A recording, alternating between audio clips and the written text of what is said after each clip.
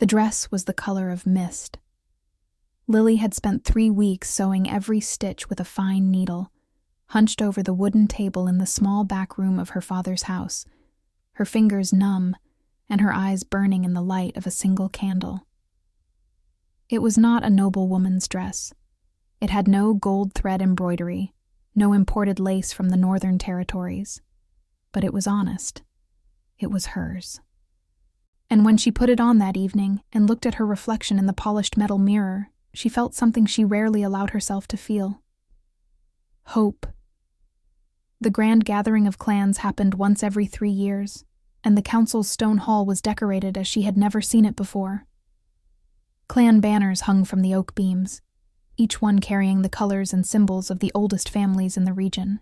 Torches along the walls cast amber light over the faces of wolves of every kind, from warriors in plain armor to advisors wearing mantles lined with dark fur. The smell was a thick blend of burning resin, wine spilled over old wood, and the unmistakable scent of dozens of wolves gathered in a single enclosed space. Lily entered through the side corridor, not the main entrance. She never used the main entrance. Daughter of Gareth, a beta of a minor clan with no land and no title, she had learned since childhood where her place was, at the margins. Close enough to see, far enough not to interfere. But tonight was different. Tonight, Connor had promised. Connor Voss, son of Alpha Voss, leader of the Grey River Pack, dark-haired and broad-shouldered with a smile that knew exactly what it was doing whenever it landed on someone. 3 months ago, on a thin rain afternoon when the two of them were alone at the edge of the creek separating his lands from no one's lands, he had promised that at this gathering he would present her before everyone, that he would choose her. "I'm going to pull you out of the margins, Lily," he had said, his hand at her jaw. This time for real. She had believed him. And she hated herself a little for it, but she had believed him. Now she moved through the hall in her mist-colored dress with her shoulders straight, searching for his face among the crowd.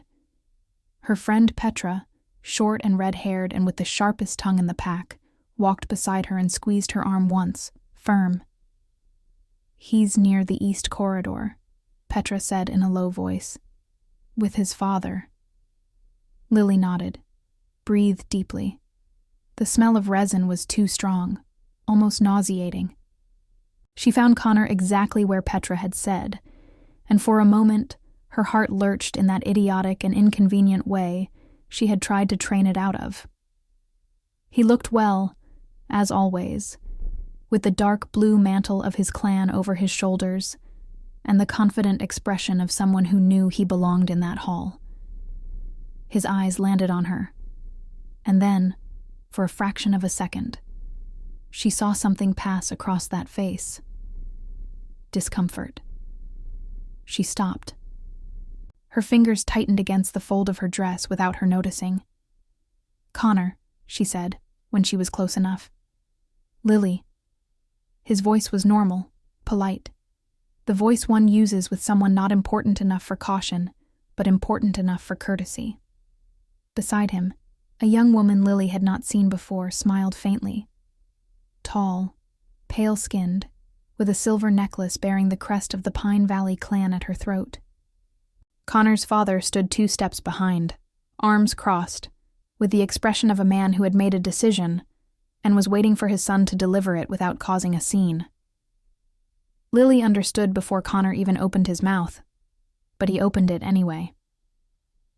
"I needed to speak with you before the ceremony," he said, in a tone that tried to be gentle and managed only to be condescending.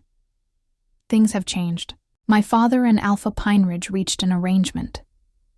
Seraphine and I," he made a brief gesture toward the pale-skinned young woman, "will be formally presented tonight as bonded companions."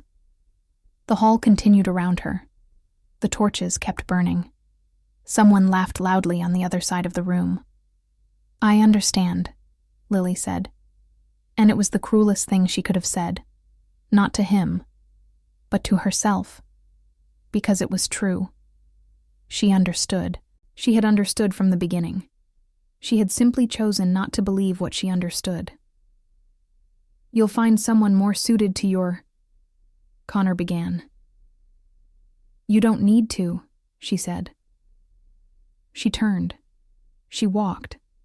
The crowd seemed to grow around her as she moved away, and she kept her chin up and her shoulders back, because the only thing she still possessed in that moment was the manner in which she left.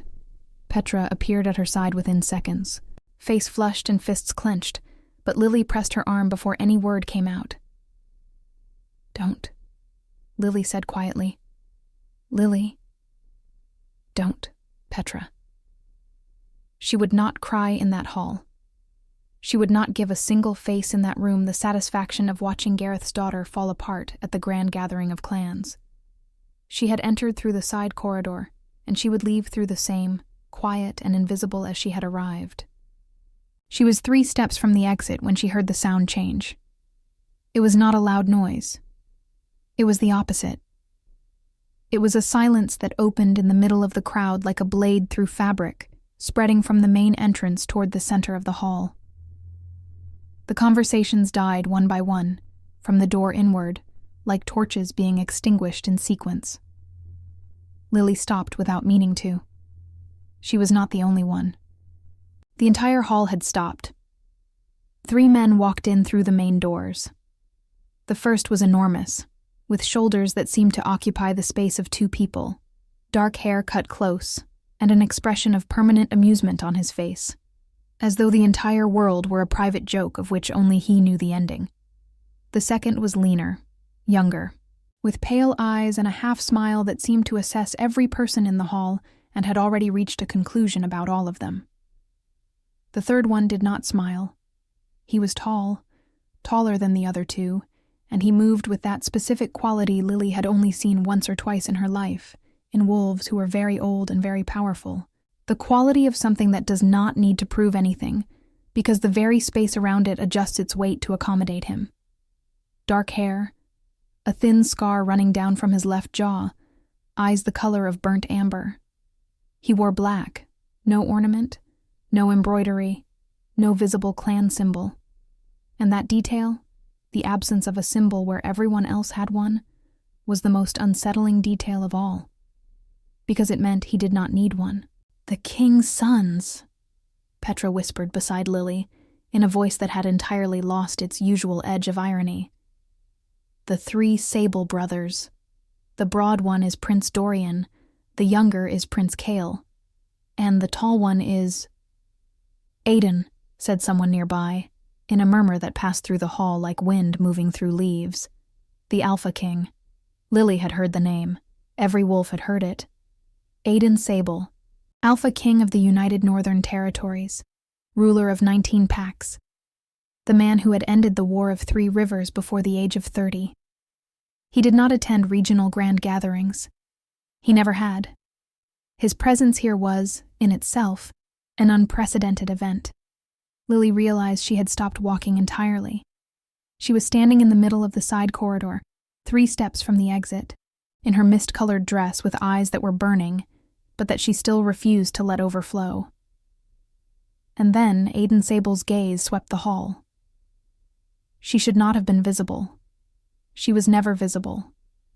She was the daughter of a landless beta, the woman who had been publicly rejected less than 2 minutes ago, the person who was trying to leave through the side door without anyone noticing. But his eyes stopped. They stopped on her. For how long? She could not have said. Perhaps 3 seconds. Perhaps less. But they were 3 seconds in which the Alpha King looked directly at Lily with those burnt amber eyes, and something in his still expression shifted in a way she could not name. The broad-shouldered Prince, Dorian, leaned slightly toward his brother and said something in a low voice. Aiden did not respond. He kept looking. Lily turned and walked out through the side door. The cold night air hit her like a clean blow, carrying the smell of wet earth and pine resin, and she finally allowed her chin to drop 1 inch. Just 1 inch. Petra came out behind her and stood in silence for a moment, looking up at the sky where a few weak stars were visible between the clouds. "You saw him looking at you," Petra said. It was not a question. I did, Lily said. The Alpha King was… Petra. Fine. But Petra's voice had that vibrating quality it got when she was trying not to say something important. It's just that wolves at that level don't look at someone without a reason, Lily. Lily did not answer. She looked at the dark line of the forest beyond the courtyard walls, at the ancient dense trees that began where the torches stopped casting light. She breathed the cold air. Whatever that look had been, it changed nothing. She had been rejected. The dress she had sewn for 3 weeks was still on her body, and no one had noticed the work in each stitch. And the only man in that hall who had truly looked at her was the only one she could never reach. But there was something strange and quiet inside her, like a small ember that does not go out in the wind. The feeling that those amber eyes had seen her, not the beta's daughter, not the dress without embroidery. Her. She did not sleep that night. Lily lay on the narrow cot in the room she shared with nothing but her sewing kit and the memory of Connor's voice, staring at the ceiling beams while the sounds of the gathering drifted through the stone walls in waves. Music, laughter, the occasional eruption of raised voices that meant someone had drunk too much or challenged the wrong person. The ordinary sounds of a world that had moved on from her humiliation without pausing to acknowledge it. That was perhaps the worst part. Not the rejection itself, but the speed at which it became irrelevant to everyone except her. Petra had stayed with her until past midnight, sitting on the edge of the cot and talking about everything and nothing, the way she always did when she was trying to fill silence that might otherwise become dangerous. Lily had let her talk, had nodded at the right moments, had accepted the cup of watered wine Petra pressed into her hands, and drank it without tasting it.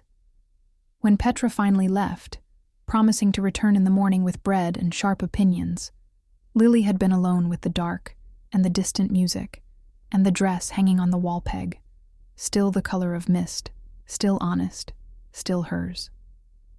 She thought about the amber eyes. She told herself not to think about the amber eyes. She thought about them anyway. Morning came gray and cold, with a low mist rolling in from the forest that made the courtyard look like something out of an old story. Lily rose before the rest of the guest quarters had stirred, washed her face in the basin of cold water, and put on her plain brown wool dress, the one that made her invisible again. The mist-colored dress she folded carefully and placed at the bottom of her small pack. She had a letter to send. It had been written 3 weeks ago, before the gathering, before Connor's promise had solidified into something she had almost let herself count on.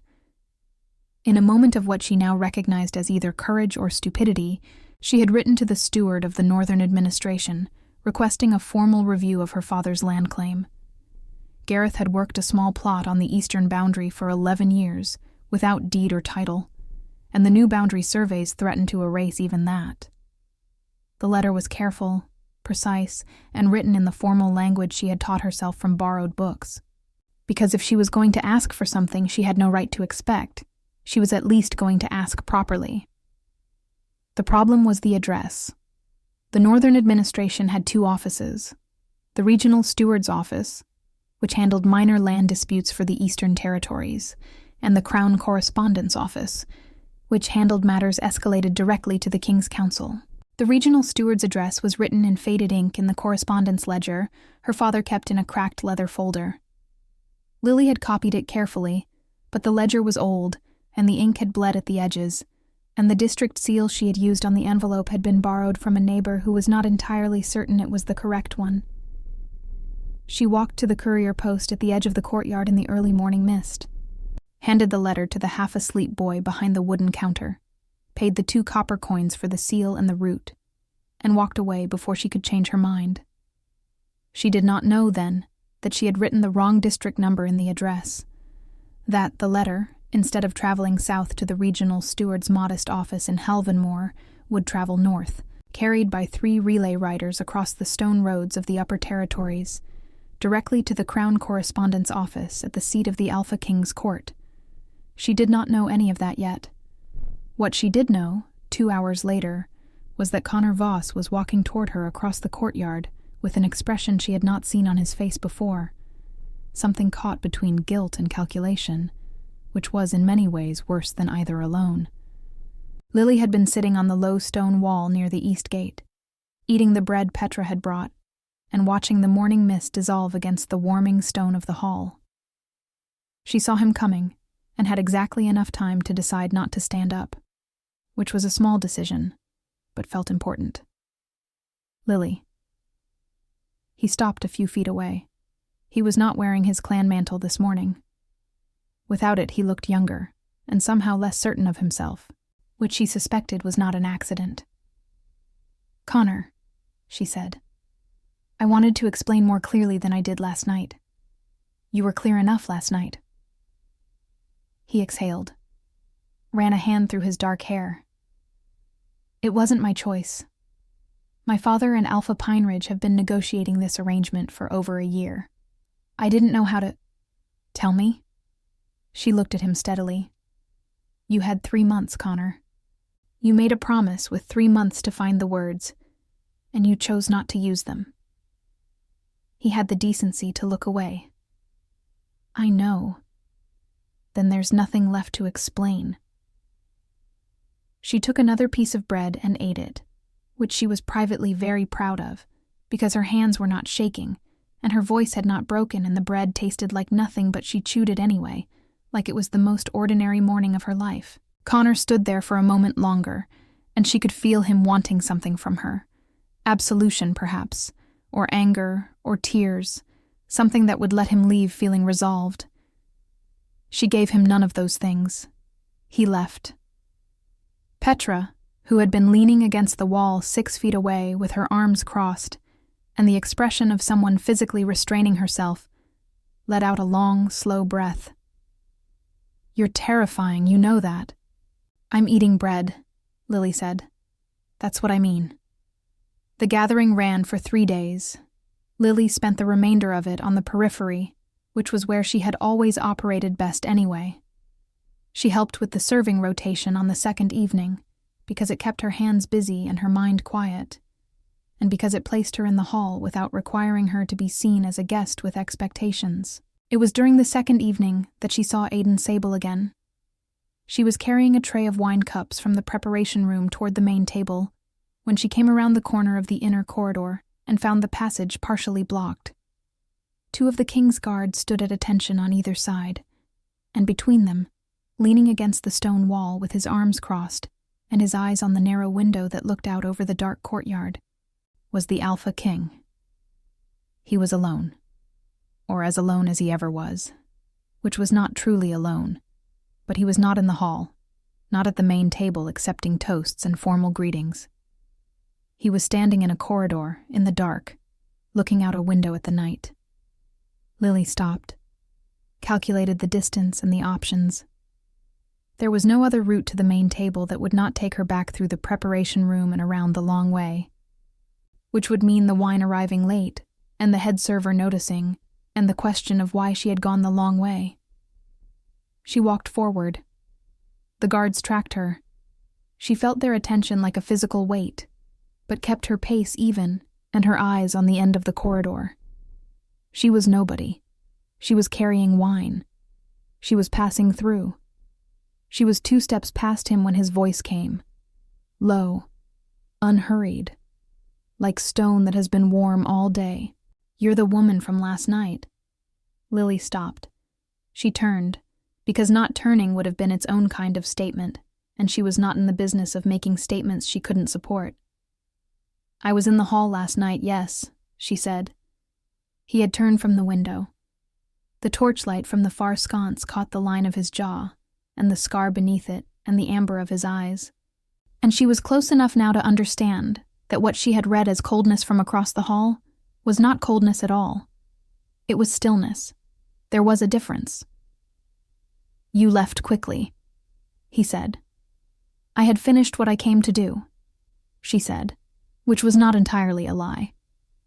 Something shifted in his expression. Not a smile exactly. The territory just before a smile, perhaps, where a decision was being made about whether the situation warranted one.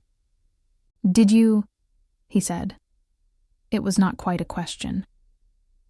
Lily adjusted her grip on the tray and looked at him directly, because she had already lost everything available to lose in the last 24 hours, and direct eye contact with an Alpha King was not going to make the morning worse. "My lord," she said, with a small nod that was respectful, but not diminishing. She turned and walked to the end of the corridor and through the door into the hall, where the noise and the warmth and the smell of roasting meat swallowed her immediately. Her heart was hammering. She set the tray down at the table, distributed the cups with steady hands, and did not look back toward the corridor. But she heard, beneath the noise of the hall and the crackling of the fire and the voices of 19 clans talking all at once, the quiet sound of boots on stone, unhurried, moving in no particular direction, or perhaps moving in every direction at once. She could not be certain. The letter arrived at the wrong place on the 4th day after the gathering. Lily did not know this yet. She was home by then, back in the small eastern house with the cracked window frame and the garden that her father kept meaning to fix and never did, resuming the quiet rhythm of a life that had always been defined more by its absences than its presences. No title, no clan standing, no prospect that anyone had bothered to name aloud in years. Gareth said nothing about the gathering when she returned. He was a man who communicated primarily through silence, and his particular silence on the subject of Connor Voss told her everything she needed to know about how much he had allowed himself to hope on her behalf. She made soup. He ate it. They sat across from each other in the orange light of the hearth, and the silence between them was not unkind, just heavy with all the things fathers and daughters accumulate over years of not quite saying what they mean. Petra visited the following afternoon and sat at the kitchen table with both elbows on the wood and her chin in her hands, and watched Lily mend a torn hem with the expression of someone composing a very important speech. "Say it," Lily said, without looking up from the needle. "I'm just thinking," Petra said. "You're not just thinking. You have a specific thought and you're deciding how to present it." Petra was quiet for another moment. Then, "The Alpha King's younger brother asked about you." The needle paused. Lily did not look up immediately, which she considered a personal victory. "Asked what?" she said. "Asked who you were." To one of the serving coordinators, apparently, after the second evening. Petra's voice was carefully neutral, which meant she was very much not feeling neutral. "He described you as the woman in the gray dress who walked through the inner corridor." Lily set the hem down on the table. "Petra, I'm just telling you what was told to me." "Which was told to you by whom?" "Marin, who heard it from the coordinator, who was very flustered about the whole thing and couldn't stop talking about it." Petra paused. She also said that the Alpha King himself had asked the same question, separately, an hour earlier. The hearth fire crackled. Outside, the wind moved through the pine trees with a sound like low conversation. "That doesn't mean anything," Lily said. "Lily, but men of that rank notice things the way they notice furniture in a room they're passing through. It's observation, not interest. They catalog everything because that's how they maintain control of their environment." Petra stared at her. "You have a remarkable ability to talk yourself out of things that are happening directly in front of you." "I have a remarkable ability to be realistic," Lily said, picking up the needle again. "Which is a skill that has served me considerably better than hoping." Petra did not argue further, but she stayed for another 2 hours and helped braid the dried herbs hanging near the window, and the comfortable ordinariness of it helped Lily breathe more evenly than she had since the night of the gathering. The letter had arrived at the Crown Correspondence office on the 3rd morning after dispatch. The clerk who received it was a meticulous man named Oswin, 30 years in the King's administrative service, who had developed over those decades a finely tuned instinct for distinguishing between the letters that required standard routing and the letters that required immediate attention. He read Lily's letter twice. The formal language was correct, almost unusually so for a petition of this type and origin. The land claim was legitimate on its face.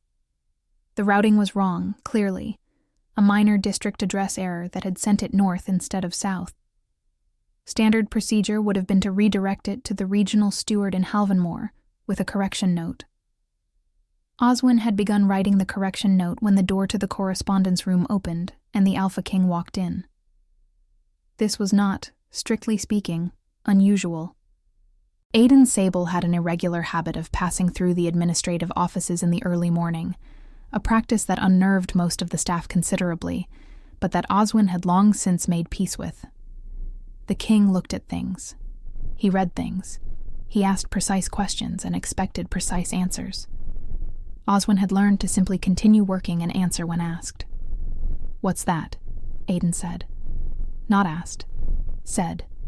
He was looking at the letter on Oswin's desk from across the room. "Misdirected petition, my lord. Land claim from the Eastern Boundary Territories. I'm preparing the redirect to Halvanmore." There was a pause. "Let me see it." Oswin handed it over without expression. Aiden read it standing, which he always did.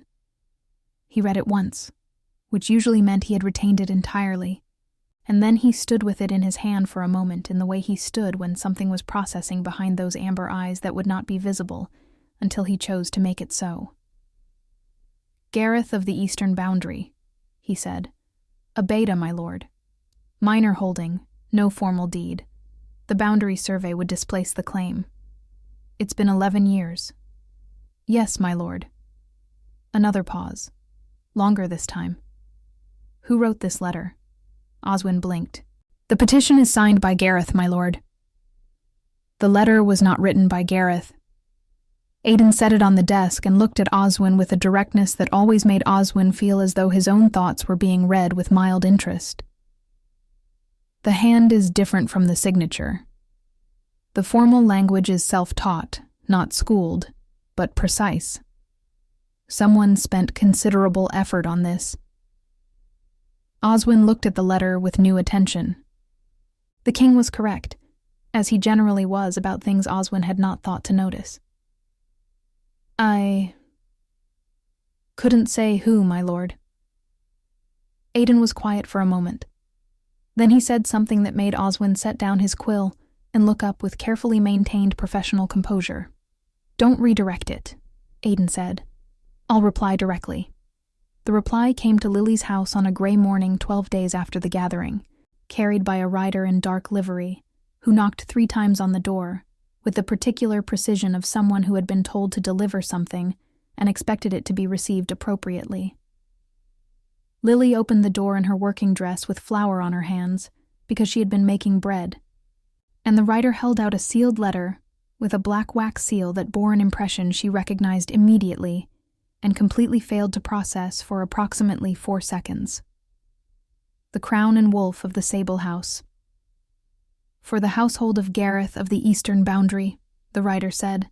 "Response to correspondence received by the Crown Office." Lily took the letter. The rider left. She stood in the doorway with flour on her hands, and the letter in them, and the cold morning air coming in around her, until her father appeared behind her and said, "Who was that?"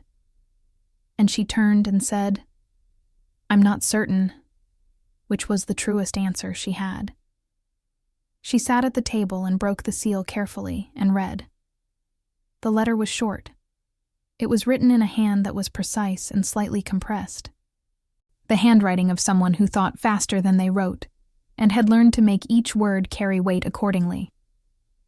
"To the household of Gareth, Eastern Boundary, Territory of Halvanmore.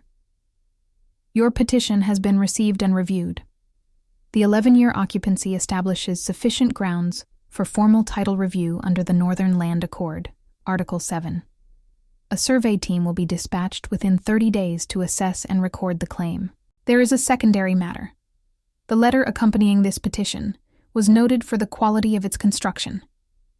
If the author of that letter is resident at this address, I would ask that they remain available for further correspondence. Stay right there." A.S. Lily read it twice, then a third time, very slowly. "Stay right there." 2 words that could mean administrative convenience. 2 words that could mean something entirely beyond what she was allowing herself to consider. 2 words written by a man who, by all accounts, did not waste words. She set the letter on the table and looked at it.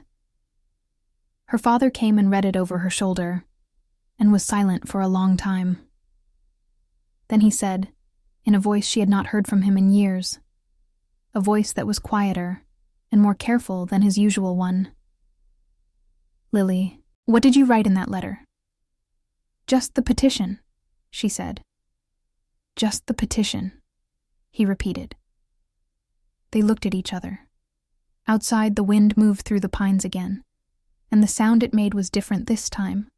Or perhaps she was different, because for the first time in 12 days, the ember inside her that she had been carefully not tending did something she had not given it permission to do.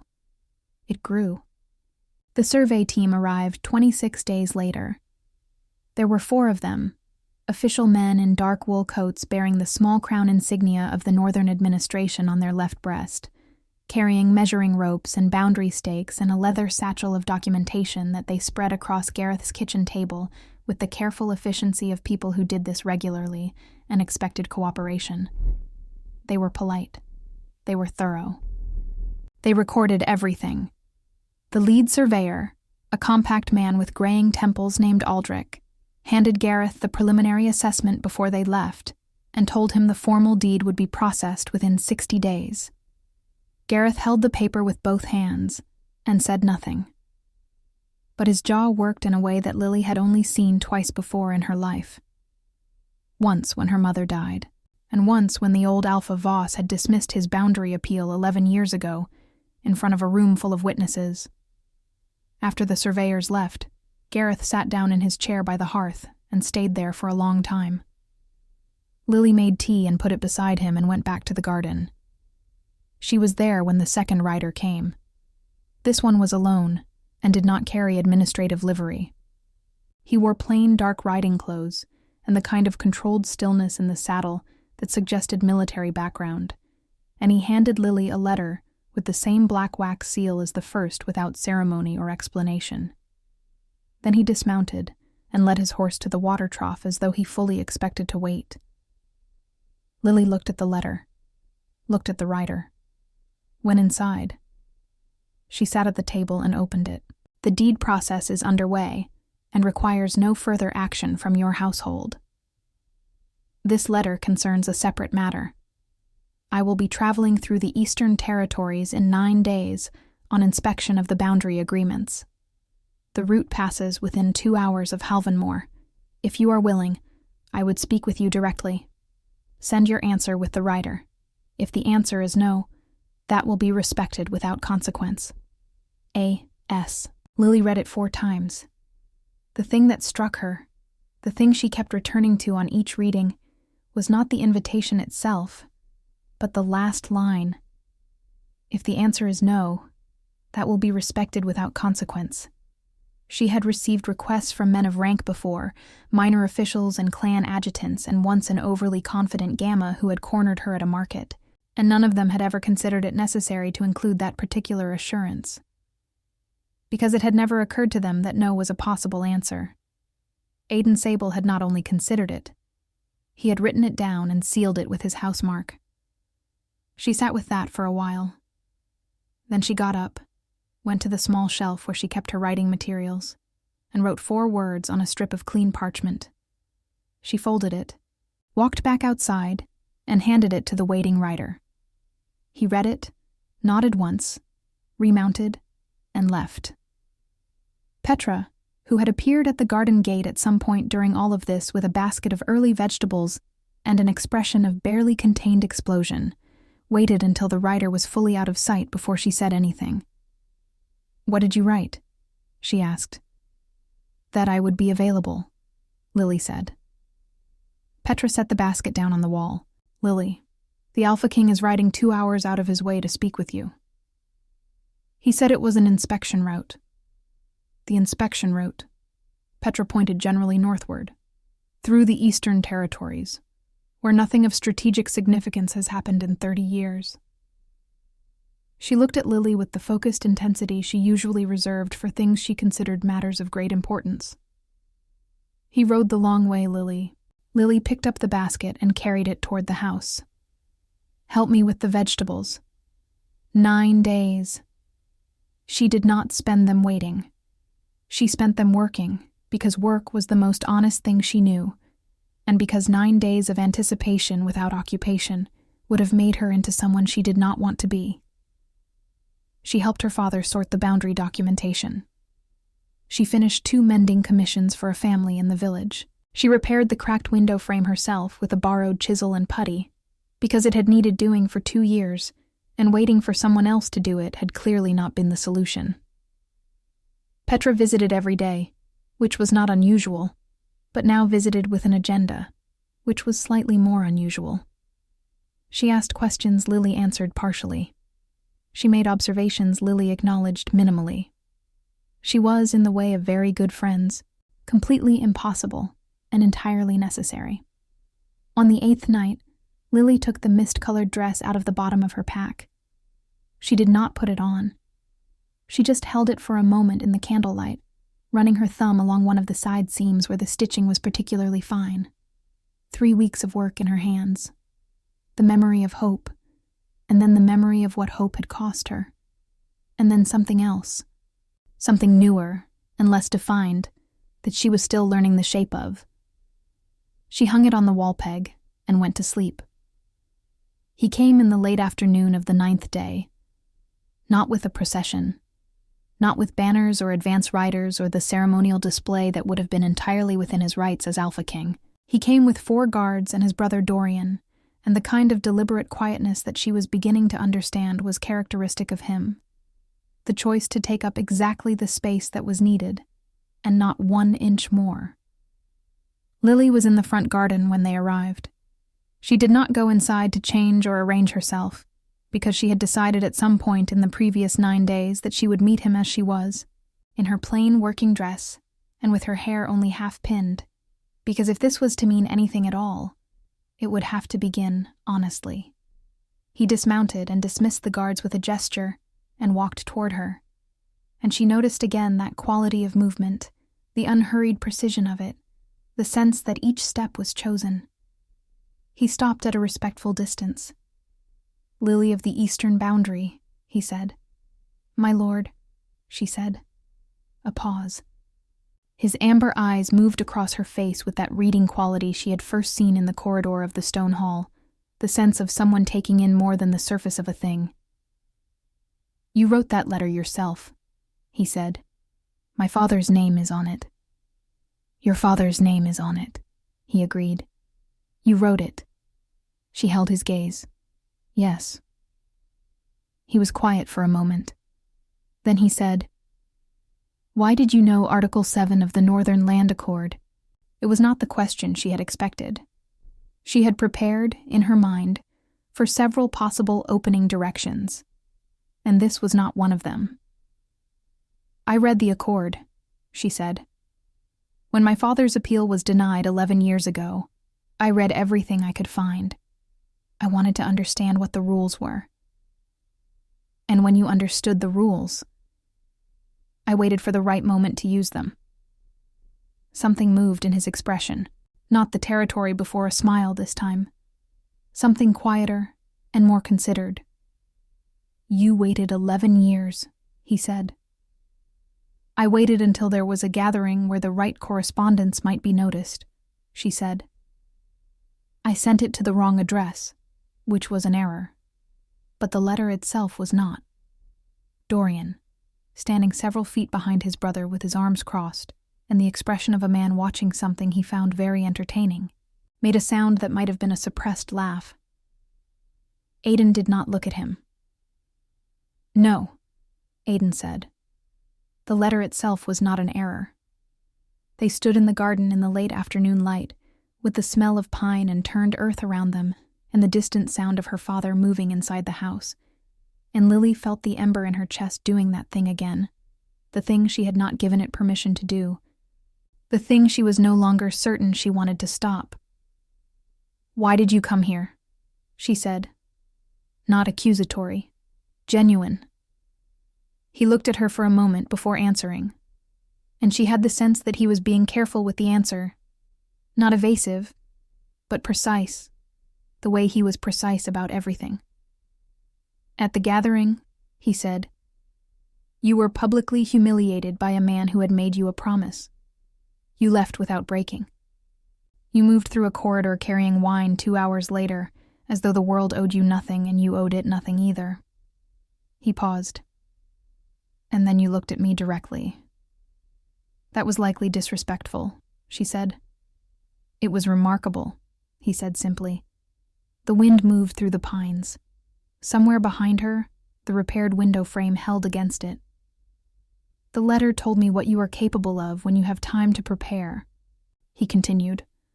I wanted to know what you are like without it. Lily looked at him.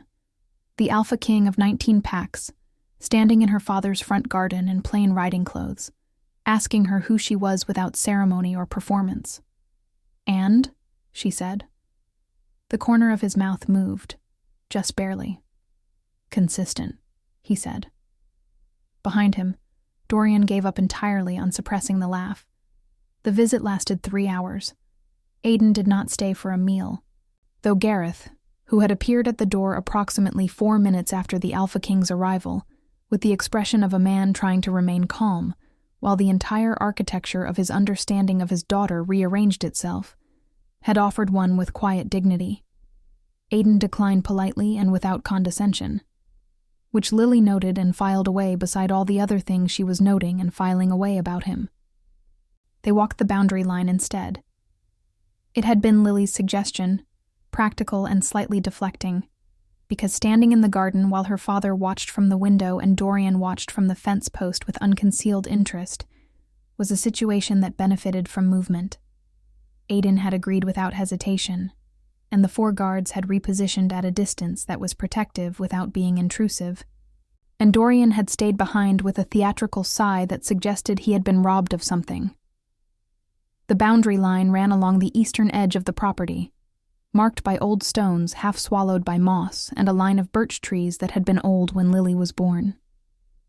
The late afternoon light came through the birches at a low angle, turning everything amber, and the ground was soft from recent rain, and they walked along it with 2 feet of space between them and talked. Not about the land, not primarily. He asked about the book she had used to teach herself the formal language of petitions.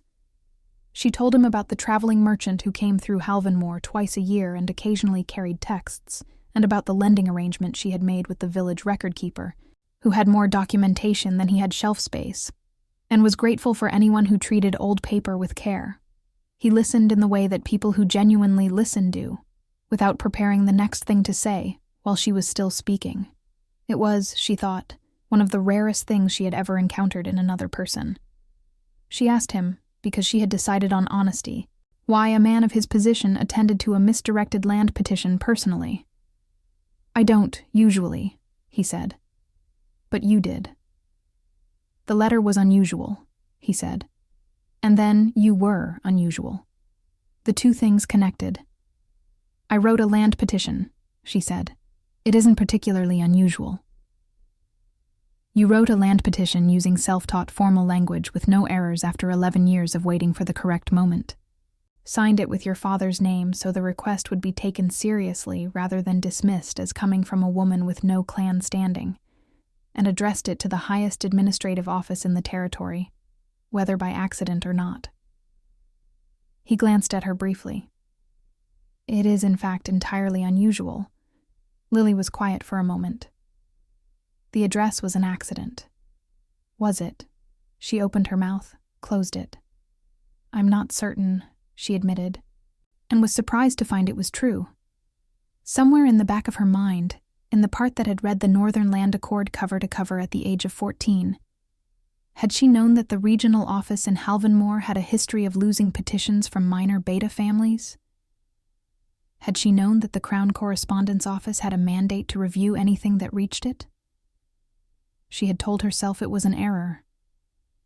She had believed it was an error. Perhaps she had simply been too accustomed to not believing herself capable of strategy.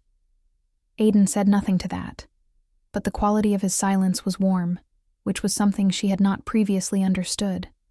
Silence could be. When they returned to the front of the house, the light had dropped further, and the air had taken on the particular cold clarity that came just before dark in the Eastern Territories. Dorian was sitting on the fence post eating an apple that he had almost certainly taken from the garden tree without asking, and he dropped down when they approached with the energy of someone who had been patient for as long as he intended to be. "Well," he said, looking between them with transparent interest. "Productive walk." "Go back to the horses, Dorian," Aiden said. "I'm just asking." Dorian. Dorian went, with the unhurried compliance of a younger brother who had achieved his conversational goal and no longer needed to press the point. Aiden turned to Lily. They stood at the gate, and the last of the amber light was behind him. And she looked at him directly the way she had in the corridor, and the way she had in the garden, because she had found she could not do anything else with him. "I would like to continue this," he said. Simple. No performance. No assumption that the answer was obvious.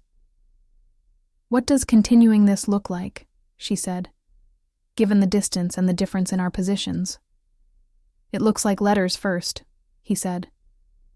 "Correspondence, which you are evidently capable of, and then visits when the route permits, and then whatever comes after that, when we both know enough to decide." "That's a very measured approach," she said. "I'm a measured person," he said. Then, with the slight shift at the corner of his mouth that she had learned in one afternoon, was as close as he usually came to open expression.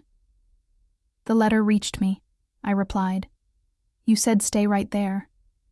He paused. "I'm asking if you meant it." Lily looked at him for a long moment. "I meant it," she said. The letters came every 10 days, and Lily answered every one. His were precise and observational, full of the kind of detail that a man who moved through the world watching everything quietly would naturally accumulate. A description of the stone quarry near the third boundary post that had been operating for 200 years, and still used the original pulley system. The particular way the northern packs conducted their winter assembly, standing rather than seated, which he found more honest.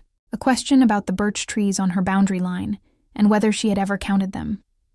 She had. There were 43. Her letters were, she slowly realized as she wrote them, the first place in her life where she said things as completely as she thought them. There was no social consequence to calculate, no clan standing to protect, no version of herself to manage. She wrote to him about the merchant's texts, and about her father's silence, and about Petra's increasingly dramatic commentary on the situation. She wrote about the mist-colored dress, and what it had meant, and what the night of the gathering had cost her, not bitterly, but honestly, because he had earned honesty, and she had found she could not give him anything less. He wrote back about the War of Three Rivers, about the weight of decisions made at speed and lived with slowly, about the specific loneliness of rooms full of people who wanted something from you before you had finished speaking. She read those letters more than once. Connor Voss appeared at the eastern boundary on a cold morning 3 months after the gathering, without announcement, on a horse that suggested an impulsive departure. He looked older than she remembered, or perhaps just less certain, which amounted to the same thing. Lily was at the woodpile when he arrived. She set down the axe and looked at him. "I heard," he said, and then stopped, which told her that he had not prepared beyond those 2 words. "What did you hear?" she said. "About the Alpha King." His jaw worked. "About the correspondence, about the visits." "Then you heard correctly," she said. He was quiet for a long moment. The cold morning sat between them, and the birch trees were bare now, and the boundary stones were visible through the thin winter ground cover. "I made a mistake," he said. "Yes," she said, simply, not cruelly. "Lily." "Connor." She looked at him with the same steadiness she had shown him the morning after the gathering, in the courtyard, eating bread with flour-free hands. "You made the choice that made sense to you at the time, given what you valued, and what you were willing to protect. That's done. I don't carry it badly. I could—" "No," she said, not unkindly. "You couldn't." He left, and she watched him go with the clear, unclouded feeling of a door that had been slightly ajar finally closing all the way, not with force, but with the quiet inevitability of things settling into their true position. Aiden came back in the spring, this time with more ceremony, because ceremony at a certain point became unavoidable, but he had sent a letter ahead warning her of it so that she would not be caught unprepared, which she thought was very like him. He came with his brothers, both of them, and with the representatives of the 3 largest packs of the Northern Territories, and he came with the formal proposal that would, if she accepted, make her the bonded companion of the Alpha King and place her at the head of a household that governed 19 packs. He delivered the formal portion of it in front of everyone, because that was what the occasion required. And then he waited. Lily stood in the front garden in the mist-colored dress, which she had taken out of the pack and pressed carefully the night before, and she looked at him across the assembled witnesses and the spring light and the 43 birch trees at the boundary line, and she thought about 11 years of waiting and a letter sent to the wrong address and amber eyes in a torchlit corridor. "Yes," she said. Dorian made a sound that was absolutely a cheer, which the situation did not formally call for, and Cale, the youngest brother, laughed outright and did not bother to conceal it. The pack representatives exchanged glances of the kind that would become stories. Gareth, standing at the door of the house with both hands on the frame, bowed his head once and said nothing. But his jaw did the thing it had done twice before, and this time Lily understood it was not grief and not old humiliation. It was relief. Petra was made head of household correspondence by personal appointment, a role she accepted with an enthusiasm that suggested she had been waiting for exactly this kind of authority her entire life. She was, as it turned out, extraordinarily good at it. Her letters were precise, occasionally devastating, and always accurate, and within 2 years the correspondence office ran more efficiently than it had in a generation. Gareth received his formal deed within 60 days of the survey as promised. He planted a new garden the following spring, larger than the old one, with a proper border and staked rows. He did not say much about it, but he tended it with the careful attention of a man who had finally been given something worth protecting. Aiden and Lily built what they had said they would build, piece by piece, in the measured way of people who had both learned the cost of things promised too quickly. The northern court was large and cold and full of people who wanted something before you had finished speaking, and she learned its rhythms the way she had learned everything, by reading everything she could find, and then waiting for the right moment. The packs were not always easy. The politics were rarely simple. There were nights when the weight of it sat heavily on both of them. On those nights, Aiden would find her in the correspondence room, still at her desk, and he would stand in the doorway the way he had stood at the window in the stone hall corridor, quiet and unhurried, and she would look up, and the ember in her chest would do what it had been doing since a cold morning in a front garden. It would hold. She was 24 years old when she had walked into the grand gathering in a mist-colored dress she had sewn herself, carrying hope like something fragile, and had it broken in public by a man who did not know what he was holding. She was 25 when the Alpha King stood in her father's garden and asked her who she was without ceremony or performance. And she was 26 when she understood, fully and without reservation, that the wrong address had been the most precise thing she had ever done. Some letters find exactly where they are meant to go. This one had,